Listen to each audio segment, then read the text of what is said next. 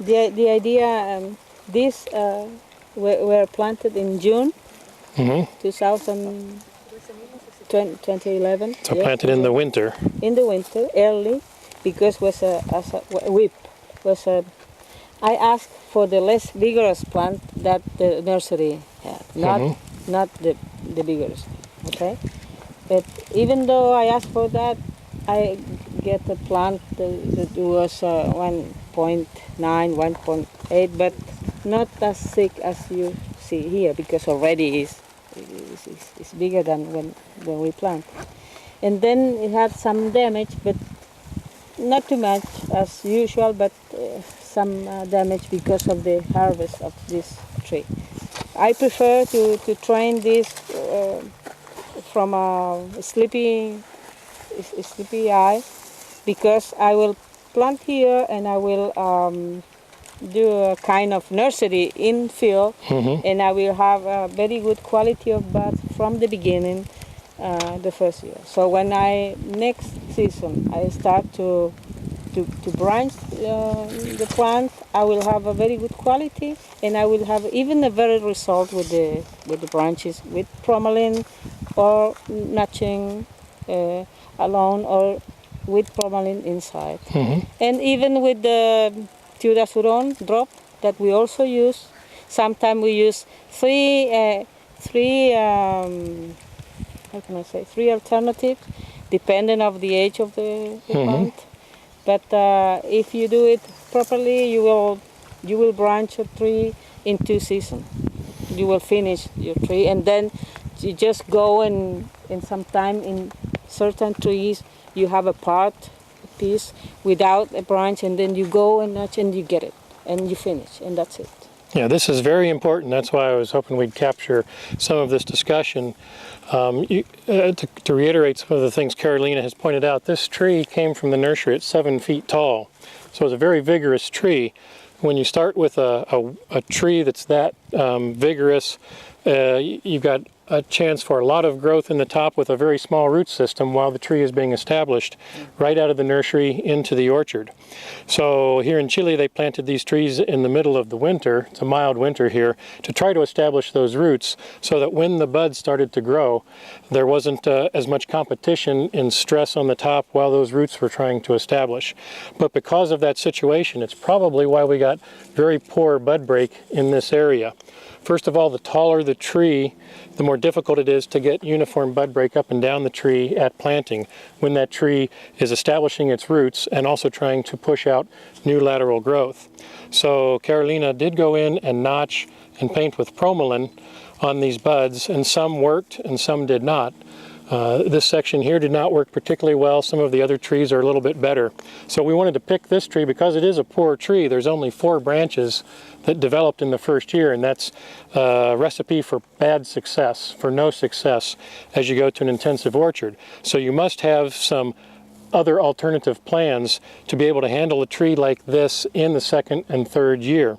So as Carolina indicated, coming back in the next year, her plans will be to pick buds where she needs branches that she did not get them, and she'll score them again and paint them with Promalin or 1 or 2 other growth regulating chemicals that she has available to her. Another alternative, Carolina, that we have done with a tree such as this is if it didn't start well the first year, we'll come back and we'll cut these 4 branches off.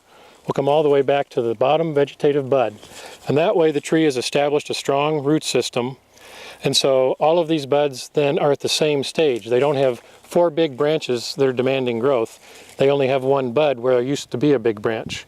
And when you do that and do your scoring or your Promalin, but you don't have these larger branches inhibiting that, you get very nice breaks all up and down the tree. And at the end of the 2nd year, you'll have, as you said, a beautiful set of scaffolds, maybe 20, 25 scaffold branches performed on this now 9-foot tall tree. Well, that's why I think we can get some good result, early good result from a central leader, because we commonly have used to have 4 to 6 branches from the first year that are going to be the first branches that will bear fruit from the third year of planting. If we just come back here and wait until we have everything branch at once, we won't have that result, I think. It's my point of view. That's your point of view, and we can have different points of view. It depends of the quality of the plant also, because if you can see, this one was one of the most biggest one. But if you walk around, you will see that the less vigorous that I ask for them, then you have a better result. But for us, for our reality, this result for the first year, for the tree that has been planted in 2011, it's a good result, and we will finish in this season. And the develop of the root, now it's a strong root system, so it will perform more the way you want it to. And we are doing some nutrition on them. But now, in this moment, I am stopping with the nutrition into the soil, and I'm just doing some, applying some balance nutrients, like, I don't know, we keep with calcium, we keep with some phosphoric acid, but not more nitrogen, and not more, nothing to invigorate this. We are just trying to stop this. Right, I'd like to come back to talking about training just a little bit more.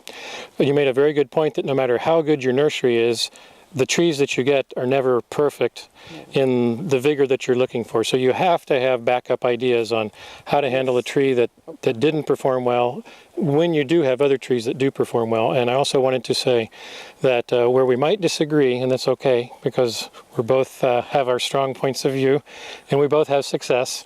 So we know what we do works.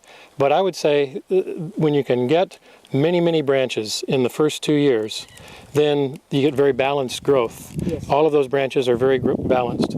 With a tree like this, where you have 4 branches, if you left those 4, and even if you stimulated 10 branches where we're missing the branches right now, these 4 would dominate over those. And so another strong point for removing these when you don't have an ideal tree at the end of the first year is the more branches you get growing in one season, the more balanced and uniform that growth is. But the idea here is to bend them, to try to slow down. That's a good point. That's a very good point. But in this variety, the habit is how can I say, pendant. So in some of the branch. So with some of them that were in this position, we are you're tying them up. Yes. Okay. And with the other, there are more vigorous. In order to keep them and don't have the competition, we are going to bend them down. So it's so you have to know your tree and train each tree individually. Yes. Very good. But I prefer the dormant eye, because it's my own nursery. It's you have to work harder in terms of weed control with that kind of plant, but after that you will get a better orchard. The experience that I have is that I can get even a better orchard coming from the dormant eye. Yeah, and even if nurseries don't give you the option of a dormant eye tree, many nurseries in the U.S. don't have that option. But if the grower has a chance to order a tree that's 1 inch in caliper or ½ inch in caliper, the smaller the tree it is, the more easily it is to work with and train it the way you're describing, all the way back to a sleeping eye tree. Yes, because